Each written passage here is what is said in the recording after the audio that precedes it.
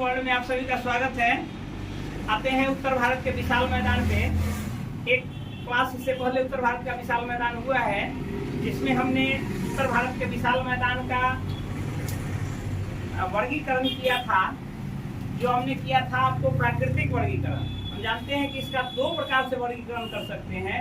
एक तो प्राकृतिक वर्गीकरण है, यानी प्रकृति ने जैसे उसको बांट दिया है उस आधार पे हमने उसका अध्ययन किया। अब आ जाते हैं हम जिसके उत्तर भारत के विशाल मैदान का प्रादेशिक वर्गीकरण।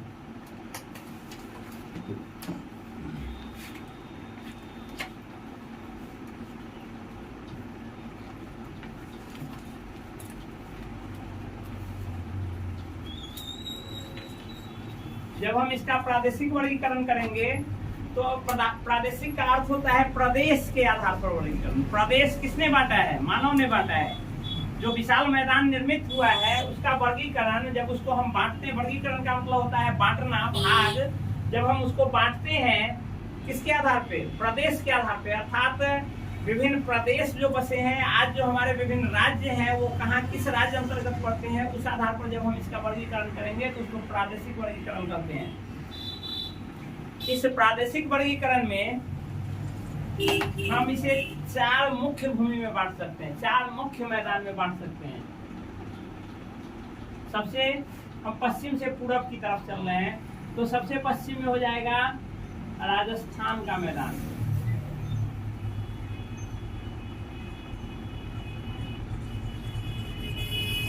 राजस्थान से पश्चिम से और पूरब की तरफ बढ़ेंगे तो आ जाता है पंजाब या हरियाणा का मैदान।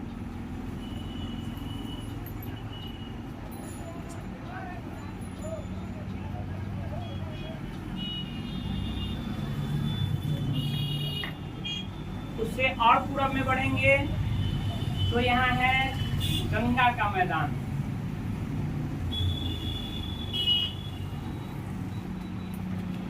उससे और पूरब की तरफ बढ़े तो आ जाता है ब्रह्मपुत्र का मैदान।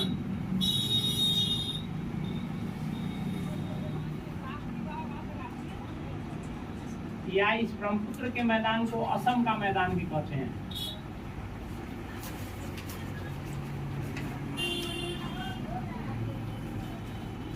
मेनली जो हमारा उत्तर भारत का मैदान है ये 3 नदी बेसिन से मिलकर के, 3 नदी अपवाह तंत्र जो है उससे मिलकर के बना है। सबसे पश्चिम में हम जानते हैं भारत की सबसे पश्चिम में जो है वो सिंधु नदी है, सिंधु एवं उसकी सहायक नदी कह सकते हैं। उसके बाद बीच भारत में आ जाता है गंगा, और सबसे पूरब में जाकर के मिलती है हमारी ब्रह्मपुत्र। तो इन 3 नदी बेसिन से ही ये हमारा मैदान जो है सो निर्मित हुआ है। तो प्रदेश के आधार पर विभाजन करेंगे तो सबसे पश्चिम में आपका है राजस्थान, उसके बाद है पंजाब हरियाणा, उसके बाद है गंगा और उसके बाद है ब्रह्मपुत्र। इस गंगा के मैदान को हम 3, चूंकि गंगा का मैदान इसमें जो है सबसे विस्तृत गंगा का मैदान है, तो उसको अध्ययन की दृष्टि से हम 3 भाग में बांट लेते हैं। ऊपरी गंगा का मैदान, मध्य गंगा का मैदान एवं निचली गंगा का मैदान। ऊपरी गंगा का मैदान,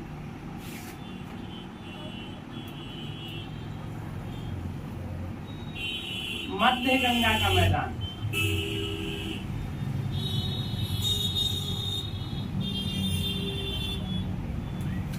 और लास्ट है निचली गंगा का मैदान।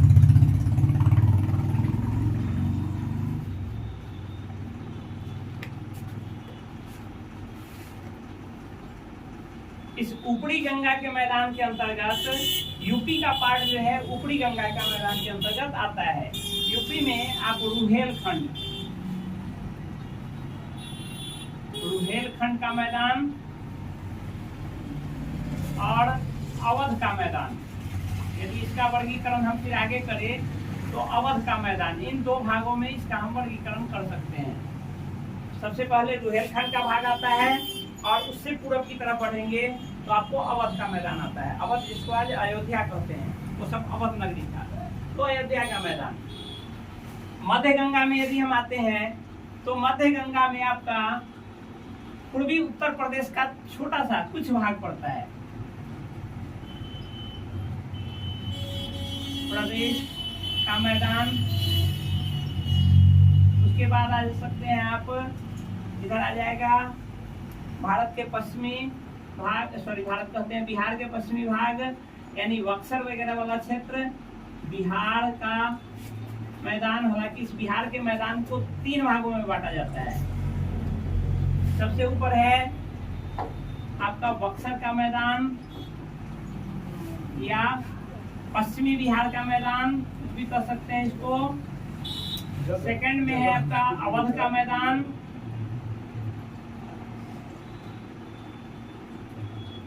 और तीसरा जो है आपका मिथिला का मैदान, मिथिला क्षेत्र।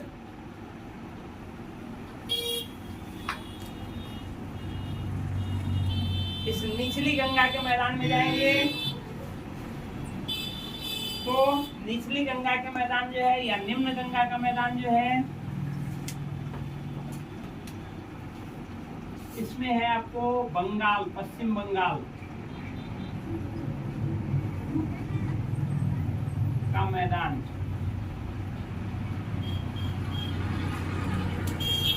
ये आपका हो गया। और ब्रह्मपुत्र के मैदान में चलेंगे, ये गंगा का हो गया वर्गीकरण। और आगे हम ब्रह्मपुत्र के मैदान में चलेंगे तो असम, भारत का असम राज्य जो है, असम के अंतर्गत जो विकसित क्षेत्र है मैदानी भाग, वो आपका ब्रह्मपुत्र का मैदान आ जाता है।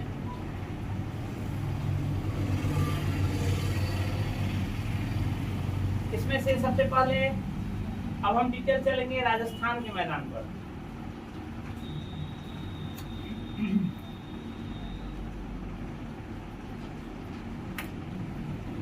स्क्रीनशॉट लेना है, लीजिए, आगे बढ़ेंगे।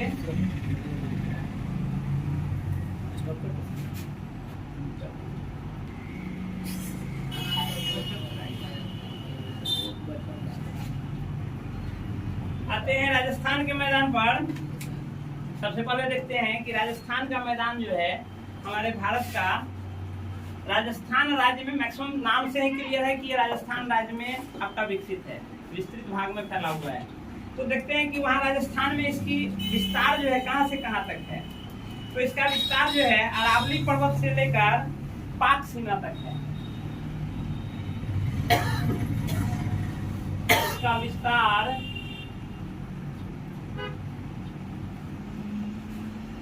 अरावली पर्वत से पाक सीमा तक है।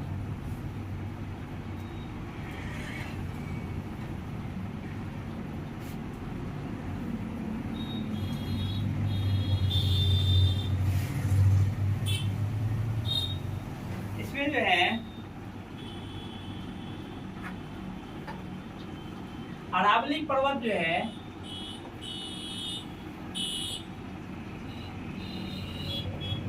अरावली पर्वत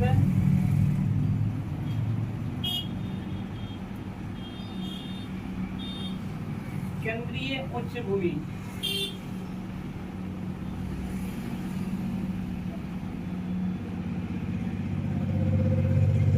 एवं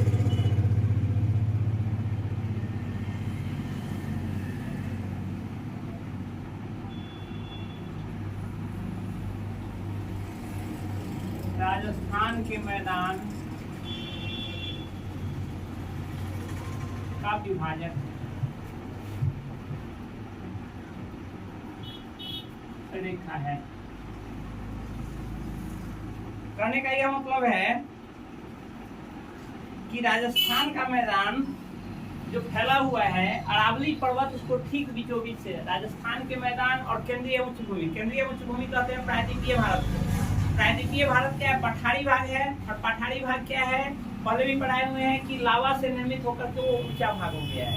तो उस ऊंचा भाग और हमारे इस राजस्थान के मैदान के ठीक बीचों बीच से अरावली पर्वत गुजरती है, तो उसका विभाजक रेखा उसको कहते हैं, विभाजक रेखा वो कहा जाता है। नेक्स्ट देखते हैं राजस्थान जो है वो बांगर की उर्वर भूमि, राजस्थान के मैदान में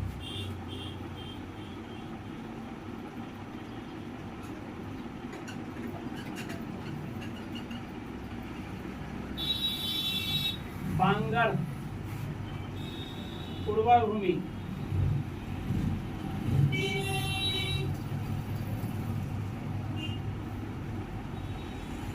रोही कहा जाता है।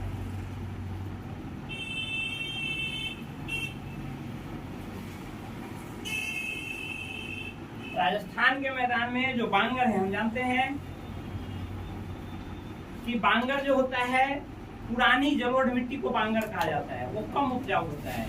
जबकि खादर जो होता है, नई जलोढ़ मिट्टी को खादर कहते हैं, वो ज्यादा उपजाऊ होता है। लेकिन उसमें भी उर्वर भूमि जो होगा, बांगर में भी उर्वर भूमि जो है, और कहाँ राजस्थान के मैदान अंतर्गत जो है उसको रोही कहा जाता है। ये पूछता है कि रोही क्या है, तो इससे आप अवगत रहेंगे कि रोही जो है वो आपका उर्वर भूमि जो है राजस्थान के मैदान में, उसको रोही कहा जाता है, जो बांगर से बना हुआ है। नेक्स्ट है, इस राजस्थान के मैदान अंतर्गत ही आपका थार मरुस्थल है। तो थार मरुस्थल में नमक एवं जिप्सम,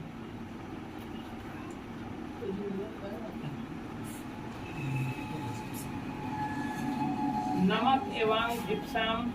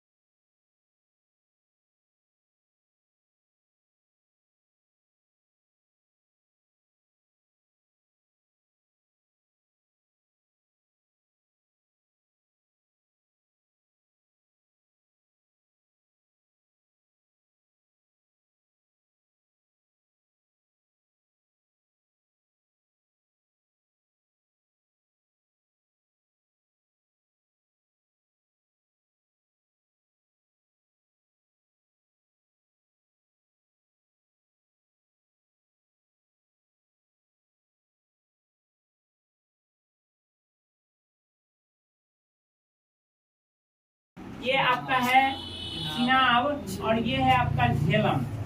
इस दोनों के बीच के द्वाब को कहते हैं चज द्वाब, यानी चिनाब नदी और प्लस झेलम नदी, इस दोनों के बीच के द्वार को कहते हैं चज द्वार, चज द्वाब।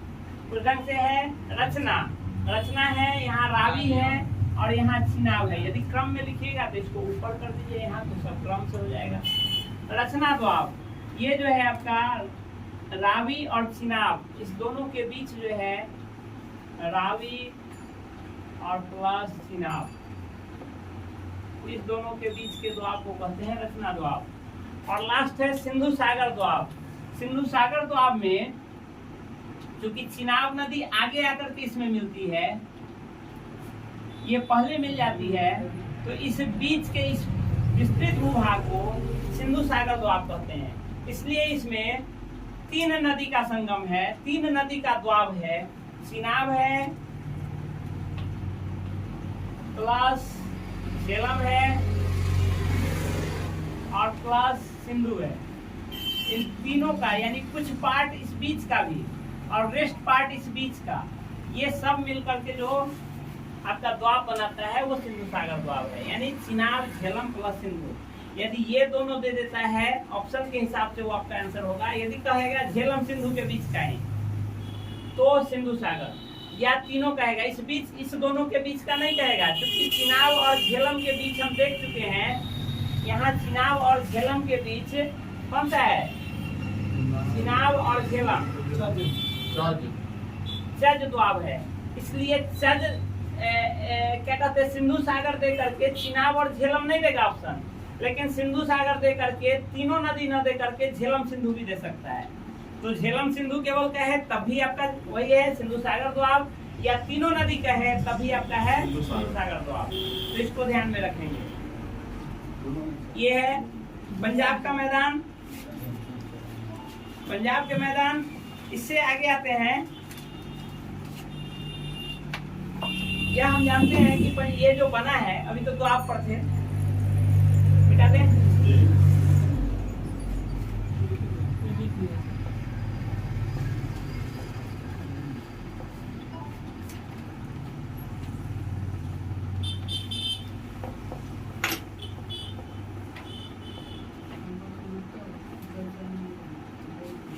पंजाब का मैदान जो है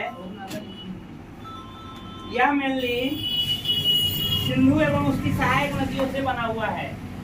इसमें मैक्सिमम पार्ट पंजाब में पाकिस्तान में चला जाता है। पंजाब के मैदान का अधिकतम भाग, इसका अधिकतम भाग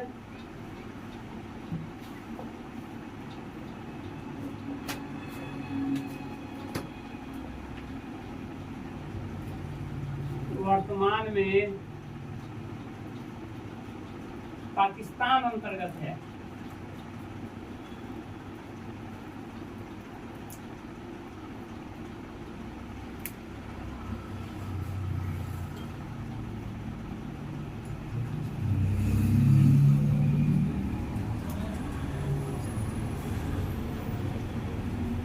यह सिंधु एवं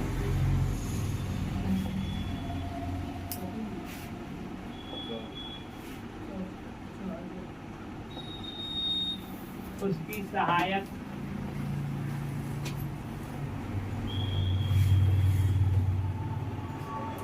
नदियों द्वारा विकसित हुआ है।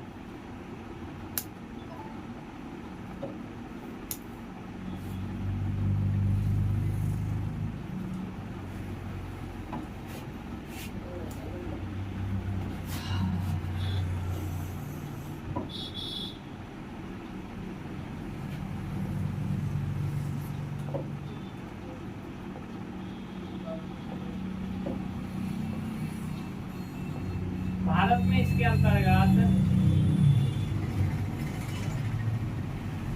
बाड़ी एवं विश्व द्वाब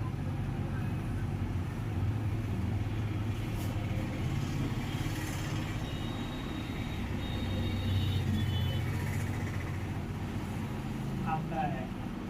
हमने जो बनाया था अभी, नीचे से यदि चलेंगे तो देखेंगे कि नीचे से दो दोआब जो है बारी एवं बिस्त, ये दो भारत अंतर्गत आता है, रेस्ट पार्ट जो है आपका पाकिस्तान अंतर्गत चला जाता है।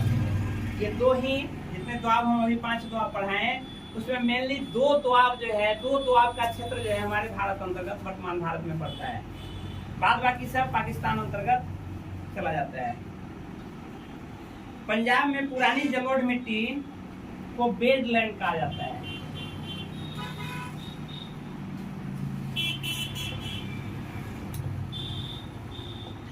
पुरानी जलोढ़ मिट्टी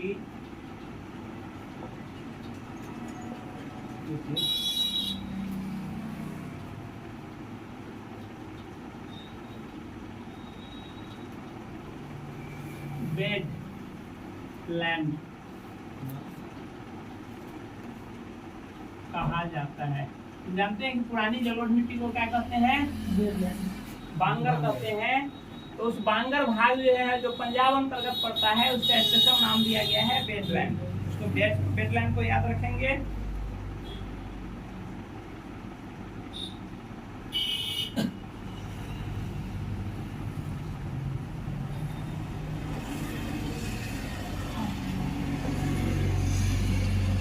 पंजाब में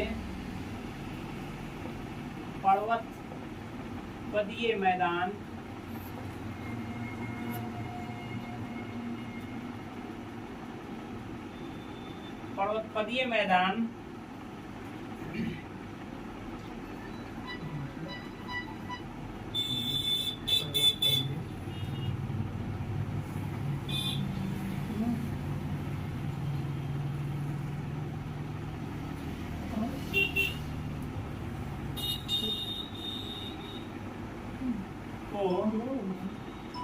चौस कहा जाता है। चौस या चोस, चौस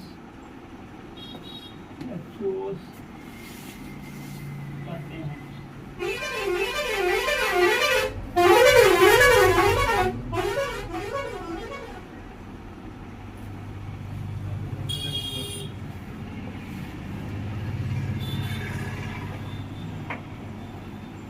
यह सर्वाधिक होशियारपुर